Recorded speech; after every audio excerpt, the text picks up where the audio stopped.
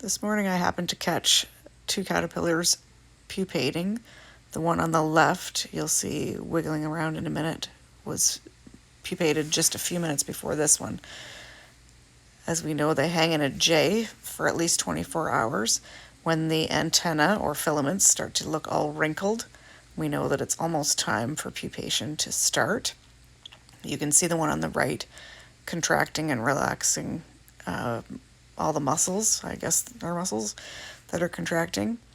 And so you know it's very soon going to start pupating.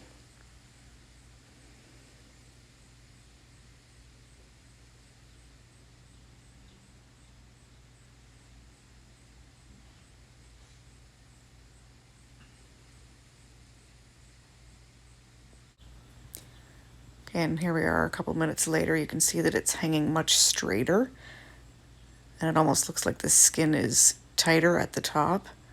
You can still see the contracting and relaxing, and we're getting very close to go time.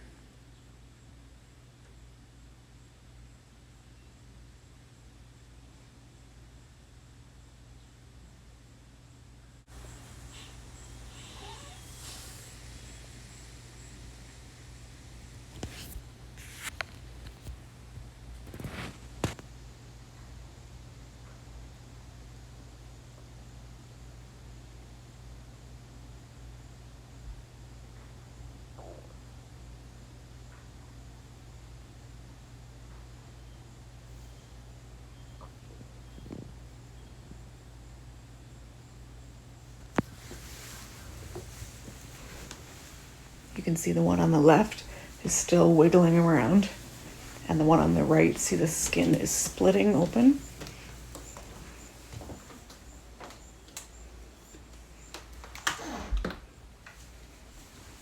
There's a lot of wiggling and jiggling going on between the two of them. It's always amazing that they don't fall, but they do make a bit of a silk pad before they pupate, and a little button, we call it, called a cremaster, which they hang from.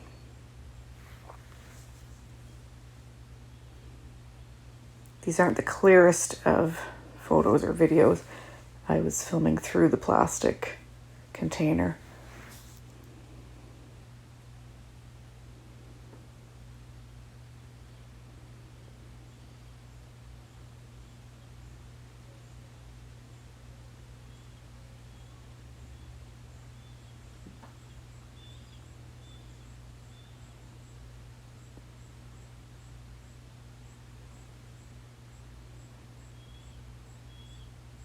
Kind of lucky to catch this today. And normally you'll leave the room to go and do something, answer the door, answer the phone, change a load of laundry.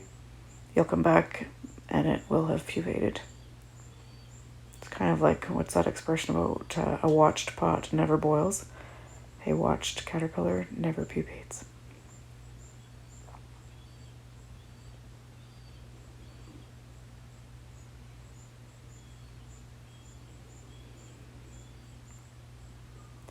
So while the caterpillar was hanging in its J formation, this chrysalis was forming inside of it. I used to think that a caterpillar made a cocoon, kind of like a bird makes a nest, like I thought that was the process. But clearly I was very wrong.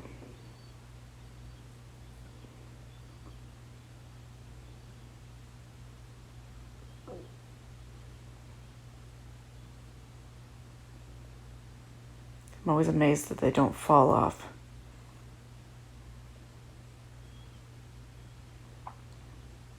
There's that skin bunching up towards the top. I said this is kind of like when kids take off their clothes and just leave them balled up. Similar to molting, except this time the skin bunches up towards the top, and then you'll see in a minute that they sort of flick the skin away instead of crawling out of it.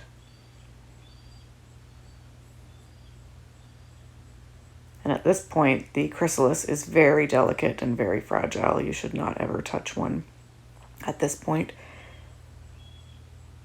You can still see that one on the left It finished pupating maybe 5 or 6 minutes before this one. It's still wiggling around a little bit.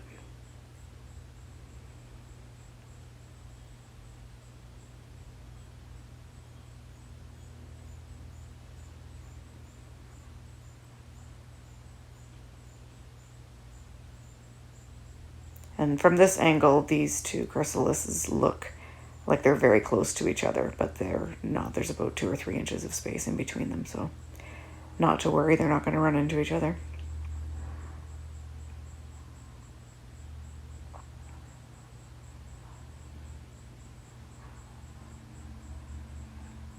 This is the part that absolutely amazes me, that they can bebop around so much and not fall off.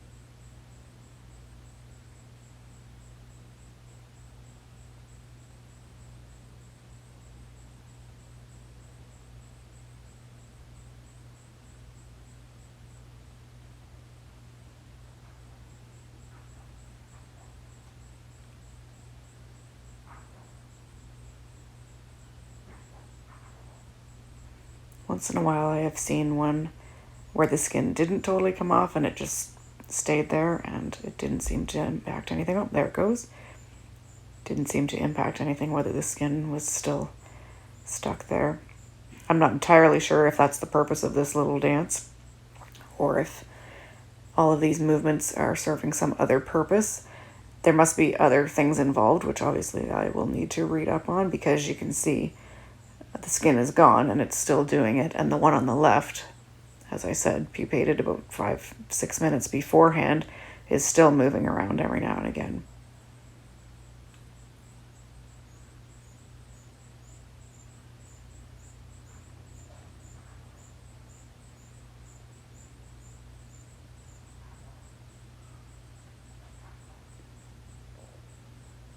And over the next few hours, this chrysalis will dry. After a day or two of being dry, then I sometimes will very carefully remove them, and you need to remove much of the silk pad as well. And I will hang them up in a different location so that they can eclose elsewhere, and so that I can have the container for the next round.